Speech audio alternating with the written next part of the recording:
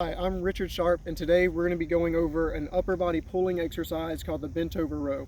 This is a great back exercise because it works pretty much all of your upper back muscles. And so those are going to include your rhomboids and your teres major, which are kind of the middle of your upper back, your lats or your latissimus dorsi, your traps or your middle trapezius, and then even the back of your shoulders or your posterior deltoids.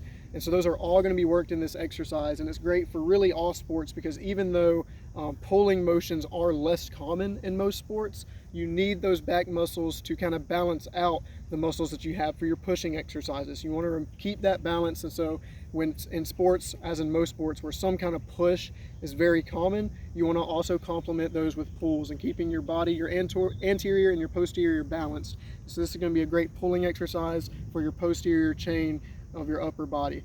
And so what we're going to do is we're going to start with just the bar grip using this PVC pipe. And so we're going to have an overhand, or what is called a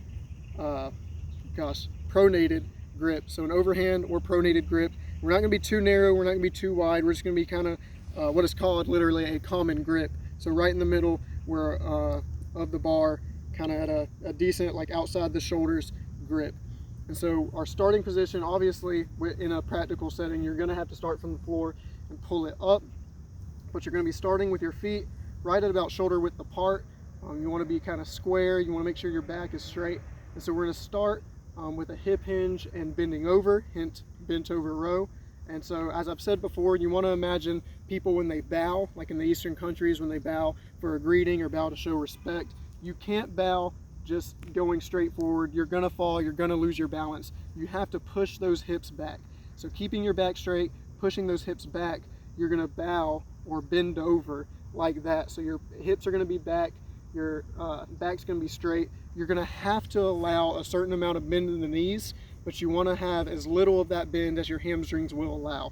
And so what you wanna do is keeping that common posterior grip, you want to, or sorry, not posterior, pronated grip.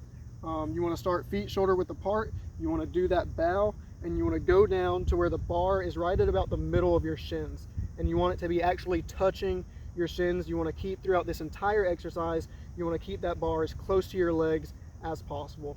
As far as your head and neck, you want to kind of look, not look ahead, but keep your neck pointed straight ahead. So you kind of want to choose a spot on the floor, maybe about 2 or 3 feet out from your feet, and look at that spot to make sure your head's in a neutral position. You don't want to be looking at the bar because that's going to cause an arch in the neck. You don't want to be looking up because that's also going to cause an arch in the neck.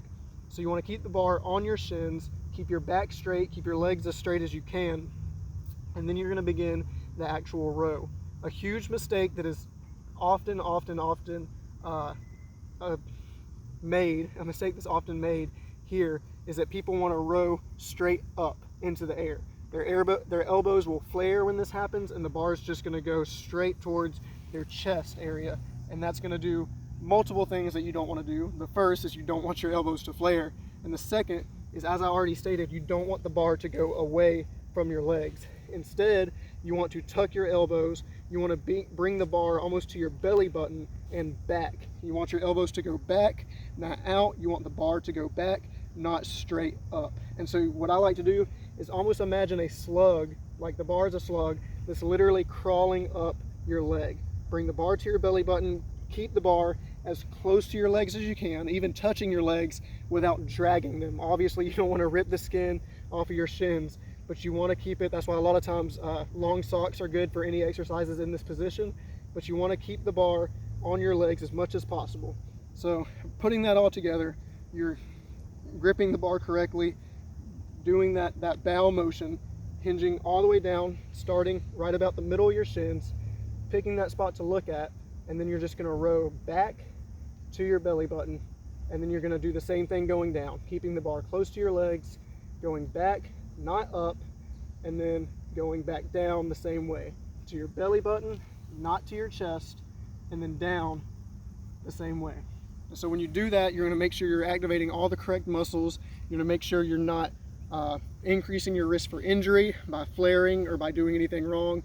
And so looking at these cues and looking for things that you don't want your athlete to do is, as I've mentioned, you don't want any bend in that neck. You don't want them looking straight down. You don't want them looking up.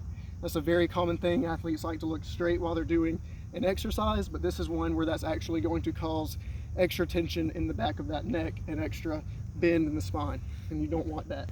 You want to make sure your athlete isn't bending their spine.